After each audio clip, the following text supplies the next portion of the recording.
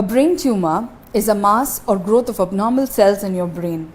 Tumors can start in the brain, or a cancer elsewhere in the body can spread to the brain. And to know more about brain tumor, we have with us today Professor Dr. Siddhartha Ghosh, Head of the Department and Director, Department of Neurosciences at Apollo Hospitals, Chennai. Good evening, Doctor.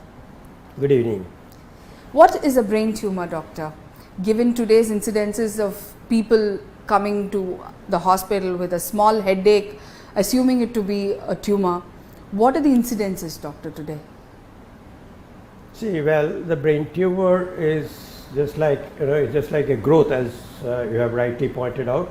It's just like a new growth inside the brain. Now, the brain is a compact structure. So when there is something which new comes in the brain, which is not the structure of the brain, then it forms a mass there, and the patients have problem because of that. So that is what is brain tumor. It actually happens because there is some mutation which takes place in our DNA. So anybody can get a brain tumor at any time. So and it starts producing symptoms depending when it's a location and the size and so many other factors. So this is what brain tumor like. It's a growth anywhere, like anywhere in the body. When there's abdomen, there's abdominal tumor. It's a brain tumor. So to answer your second questions, like the incidence is. It's not that anybody comes in headache, we have to worry that, oh, I'm having a brain tumor. It's not like that. See, the commonest cause of headache is like what all of us get, which you call it the vascular headache, which may be tension related, it can be a migraine. So there are so many other types of headache. So we don't have to worry about that when you get a headache, that okay, I have am I having a brain tumor? Not like that. So, but there are some features which I'll come later on. A particular type of headache, when it comes, then we have to be cautious. Okay, I should need to come to a doctor. That I will come to later on. And the incidence, like in if I talk about the India, it's about 5 to 10 per 100,000 populations. So it's about that. In United States, it's a little more. It's it is about almost every year about 200,000 people they get affected by the brain tumor. So, but India being a large population of 1.3 billion, so ultimately it comes to like that about 40 to 50,000 brain tumor we get it. And one thing to remember, out of which the children, for example, the age group below about 18. 20% of these tumors, of the brain tumors, can happen in the pediatric age group. That's very important, and it's the second most common tumor in the pediatric age group after leukemia. So that's about that. What are the early signs of brain tumor, Doctor? See, that's what I was about to tell you. That when a normal, healthy person, especially in elderly age group, somebody beyond 45, 50, started experiencing headache, which was quite severe to start with, which never had it before, or it's not that he gets one day and next day it's not there, and the headache persists for a long time, over a few days, is not getting relief. It continues for about a week, he takes paracetamol, but it continues. So it's an headache which persists for almost 24 hours, and then for some part of the day it's more. Normally it's like brain tumor headache is typically patient wakes up in the morning because of headache. This is something which is very peculiar. There are physiology behind it, which I am not going to that, but this is what very typical. Or even a young person who's been having this headache for a long time, we shouldn't neglect it. It may be a migraine, but then we should investigate to see, okay, whether we are not missing anybody. So anything which persists for a long time, that headache needs to be. That's one thing very important. Other thing is that this type of brain tumor headache normally quite some time will be associated with vomiting. They get a nausea and vomiting, and this vomiting relieves the headache. And the peculiar about this brain tumor vomiting, that after vomiting, normally if it's because of the GI problem, there's a vomiting, we don't feel like eating. If there's a vomiting due to brain tumor, patient feels hungry after the vomiting, so they can eat. So headache, associated with vomiting is definitely needs to be looked into. Other thing is that very, very important thing is that seizures. Suddenly in a blue moon, somebody gets a seizures, whether he started trembling on his right side or left side of the body, he started associated with something like a speech loss.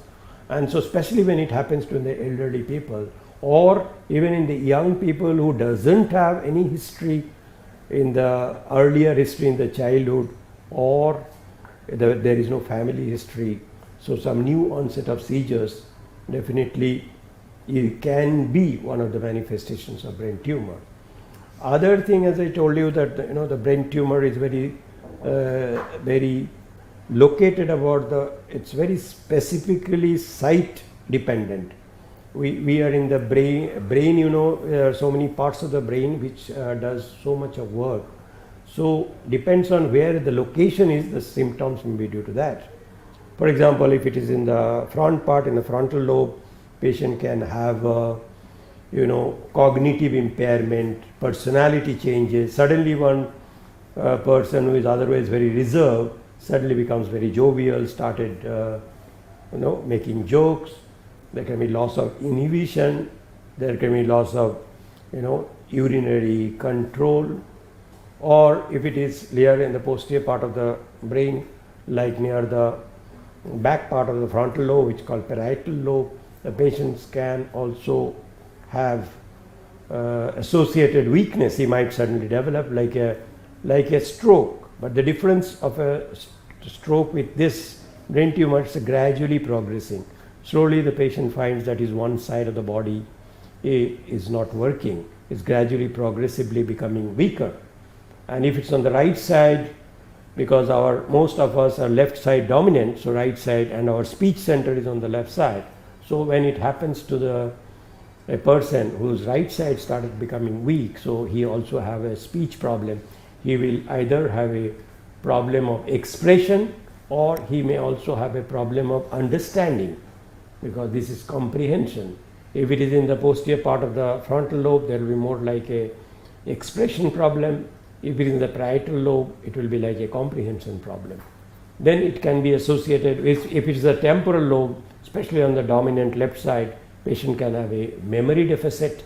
So like that. If it is in the back side, in the occipital lobe, patient can have vision problem. He may have problem of looking one side of the one half of his vision. Similarly, patients who have got cerebellum, in the back part of that we have a small brain which maintains our balance and equilibrium. So if somebody having a tumor there, a patient, or even in a young person, for example, parents started noticing that he's having difficulty in maintaining balance with a tendency to fall.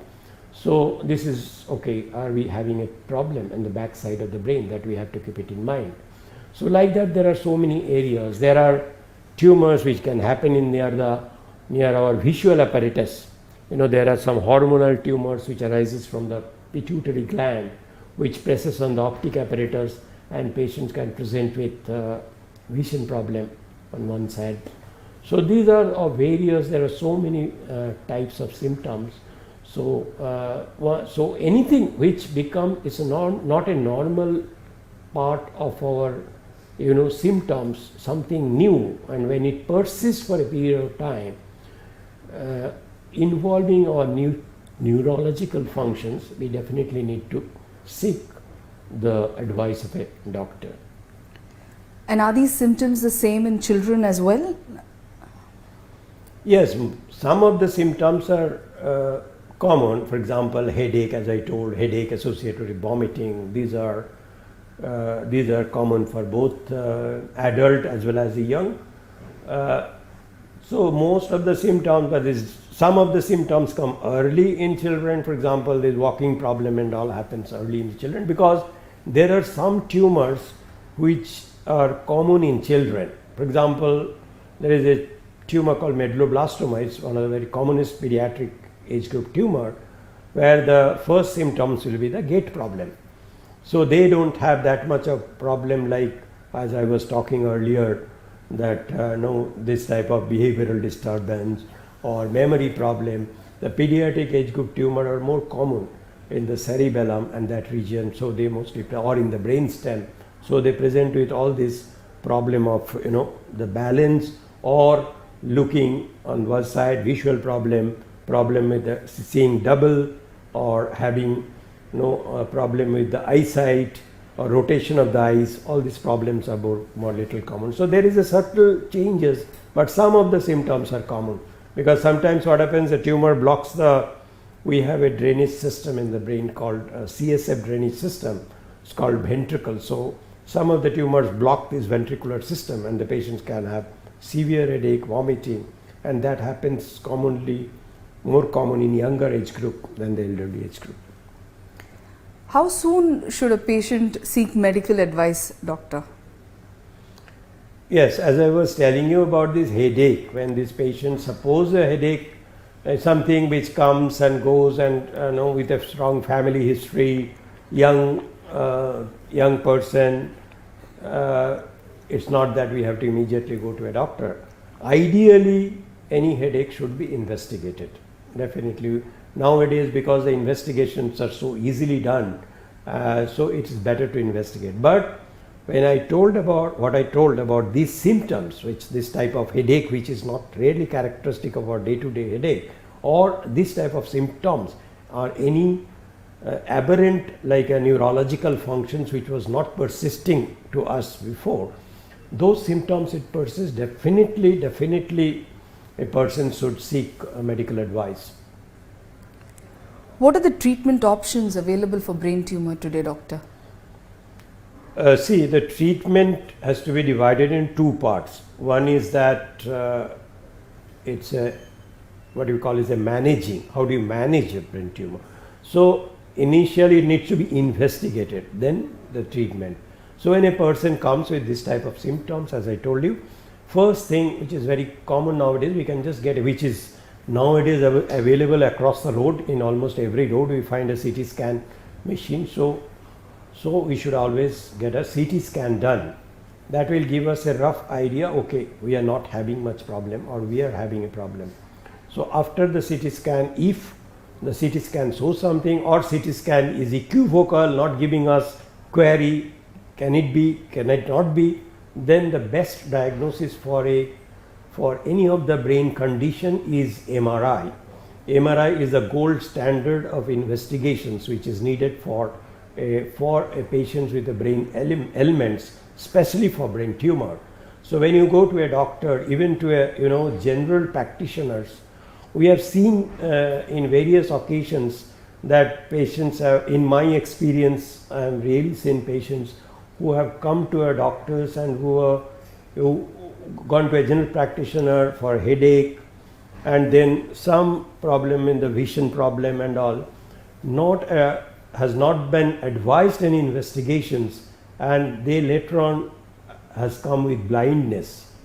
I have had experience with my patients that patients gone to the doctors, they haven't really investigated this headache or the neurological condition to the extent so much that the patient lost his eyesight. So that's why it's always better is always when the patients have headache or any sort of neurological conditions, it should be investigated. Gold standard is MRI. Nowadays MRI tells us every small thing, and now the MRI is more and more advanced. So we get almost 99% or 99% diagnosis with the help of MRI, that okay, what we are dealing with. So after that, suppose the MRI is suggestive of a brain tumor, then you have to, obviously the practicing doctor has to refer it to a specialist neurosurgeon, and then we have to deal with that. Now Obviously, there are not that we see a tumor and said, okay, immediately you have to go in for surgery. It's not like that. It is our decision to decide that whether that tumor needs surgery or not, number one. Number two, if it is surgery, how urgent it is. When do we do it? Can you wait for 1 month, or we can wait for even 6 months or 1 year? And then, or whether we do the surgery or we can avoid the surgery, do some other treatment if possible. So the treatment is surgery. Brain tumor treatment is surgery unless proved otherwise, because for the two reasons. As I told you, it is something new to the brain, and brain doesn't tolerate a growth because the brain is compact. And number two, we need a diagnosis what it is, because unless we know the diagnosis, we don't know.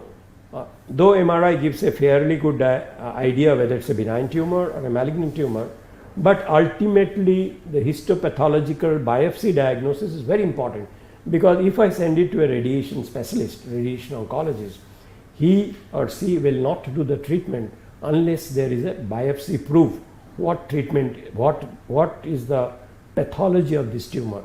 So that's why the surgery is definitely the treatment for a brain tumor. What is minimally invasive scarless brain surgery, doctor, and how does it work? See, previously, there was what is called the brain tumor surgery. There are still, it is, I'm sure, that majority of the surgeries we have to open a certain part of the skull. It's not that some people have concept when you do the brain surgery, you open the whole skull, not like that. As I told you, it's very location dependent. If it is in the front side of the brain, we open the front part of the brain. If it's in the back side, we the back side of the brain. If tumor in the skull base, so we go depending on that area. So opening is a small, but it leaves a scar. So when we do the surgery, we always try to give the scar beyond the hairline. Somebody who's got a tumor on the front side of the brain, obviously will not put a scar incision here, so that all throughout life he or she will leave a scar. So what we do is we give the incision beyond the hairline, so that even if it heals, when we operate, though the opening is small, we operate through the operating microscope or with endoscope, so it's okay for us to get. Then there are some surgery we can do through the nose, through the endoscope we do, or the microscope we do, especially for this pituitary gland tumor or some tumor which is on the lower part of the skull base, like a pediatric tumor called craniopharyngiomas, the other tumor called chordomas. There are quite a few tumors now, more and more coming as an endoscopic surgery. Now they are scarless, because you go through the nose, there is nobody would know what this, whether the patient had a surgery or not. And the supraorbital craniotomy, the advantage is that patient we can discharge in 2 to 3 days time. So they don't need to stay for 5 days or 7 days like a normal craniotomy. But all of them have a specific indication. So I cannot say that all surgeries can be done through the nose or all surgery can be done through the eyebrow. So there are some areas which we have to open the skull. But what we do is we open only that small part which is necessary, because we operate under high magnification. There are very highly advanced microscopes available or endoscopes available, which gives us a beautiful view of the location, the anatomical location we are going to do. So this is what actually what you meant by scarless. People generally talk about this supraorbital craniotomy or through the nose. A lot of patients ask us about the possible side effects of radiotherapy. Could you please elaborate on that, doctor? Yeah, so the common thing which is side effect that the patients may lose his or her hair. If it's previously when used to give like that, do on both sides from the side, they lose this part of the hair. Earlier days people used to lose the whole hair. This has become less now, because the radiation therapy has become more specific, more conformal. So even they lose a small part of the here, and that generally grows over a period of 6 months to 1 year time. So that is one thing. Other thing, that the radiation itself can cause some changes in the brain.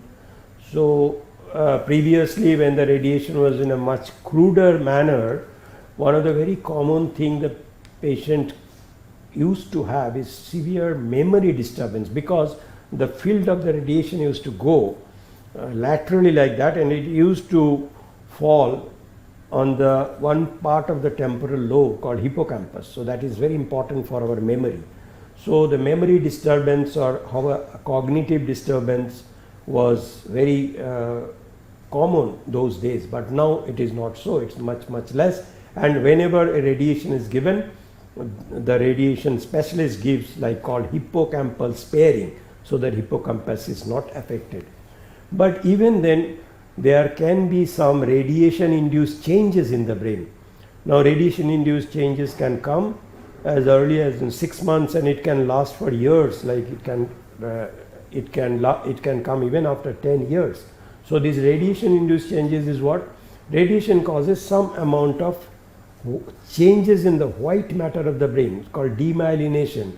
So white matter changes, so that can produce some amount of neurological impairment of the patient's memory is one of the important thing, or they can even develop some amount of weakness of the body.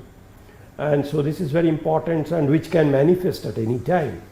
So these radiation induced changes again depends on how much dose is given, how much the brain can tolerate. Each area, the brain has got a tolerance of particular dose compared to the tumor dose. So brain normally can tolerate much more, but even then can happen. Now there is another thing which I'd like to mention here, that there are some people who have been given radiation for one particular, for example, we are given radiation for a benign tumor, can have another growth, radiation induced growth, even to the brain. That can happen.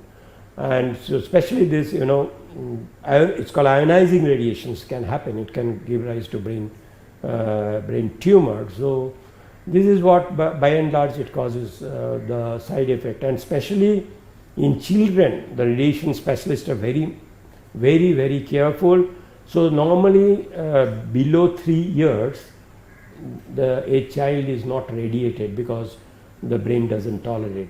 So if a patient comes, previously used to be 5 years, now with a more advanced radiotherapy technique, now they have reduced to 3 years.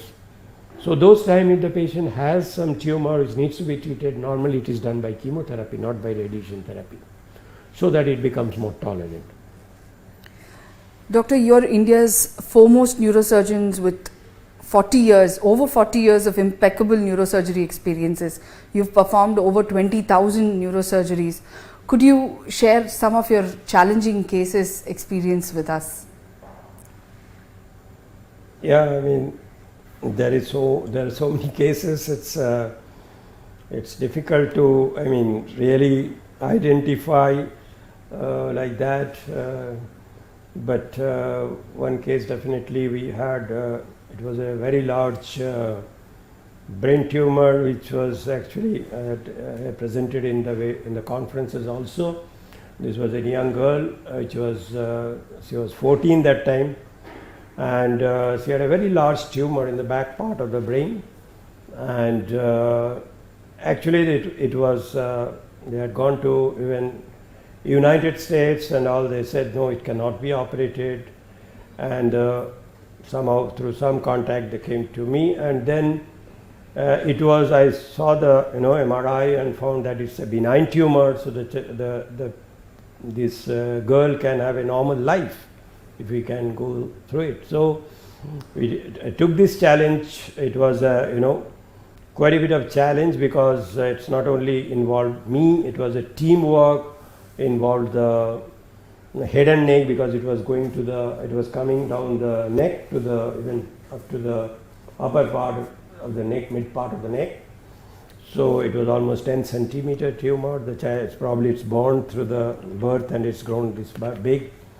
and we had to involve the vascular surgeon because one vessel had to be compromised, and that has to be re-anastomosis so that the patients don't have a vascular episode. Then we had to involve the plastic surgeon because one part of both of the skin and the muscle had to be taken off, and that has to be repositioned with another flap. So it altogether it took us, on that particular day we started at 7:30 in the morning and we finished at 2 o'clock in the morning, and patient did very well, and the patient she is totally asymptomatic now, and she has got a slight hoarseness of voice because of the vocal cord involvement. Other than that, she is okay. She got married also, and she has given birth to a child also. So this was one of the things which it was a teamwork, but it was very, it was very satisfying. And I always remember about these patients, other than there are so many other tumors that we have. Thank you for sharing your experience, doctor. What would be your message to our viewers today? See, this is a time which, it's a whole world is, we are facing this coronavirus, this COVID-19 is a pandemic now, and there are lockdown all over the world, and slowly it's opening up. And the normal diseases cannot wait for that. Just because it's COVID, patient will not have a brain tumor. So we have to always aware that if we have a symptoms, not that you will be sitting at home, that you will not seek any appointment or seek a doctor because of the COVID. So you have to go, you have to seek a doctor. Okay, there are nowadays, one thing, the world has become more virtual. So you can always contact your doctor through phone or through video call, video conferencing, take his opinion, ask his how urgent it is. If it is very urgent, definitely your treating doctor will be able to treat you. None of us are sitting all throughout the COVID. We are operating when there is emergency, when the patient needs surgery. We are doing our work. So I suppose treatment has to be done. Just because of the COVID, a patient cannot die of a brain tumor or something. For example, there are patients can have as I didn't tell you, there are a lot of tumors of this, about 40% of these brain tumors can be malignant tumors. There can be tumors which from other areas come to the brain, so they are called secondary tumors. Those tumors we cannot wait. One of the common tumor happens in the brain called glioma. Now this glioma, it cannot wait for 3 months, 6 months, it will grow. So if you don't have the treatment done immediately, the patient can die of the disease. So if the treatment is done, and nowadays with so much of advancement of treatment, even the glioma patients can live longer. So definitely my advice to you, if any of the patients known to you in the neighboring the patients who do not have much access of this, of the facilities to contact the doctor, you are the people who can help him to see a doctor, how to contact a doctor, and can approach us all over India. Everybody will come and help you, whatever way, because the disease cannot wait. We have to live with corona. So when the treatment needs, we have to give the treatment. So that is my message, that whenever you have problem, you please come forward, contact us, we are there to help you. Thank you. Thank you very much for a very informative session, doctor. Thank you very much. Thank you for everything. For appointments with Dr. Siddhartha Ghosh, please contact 89250 19766. I repeat, 89250 19766. Thank you, doctor. Thank you. Thank you, viewers.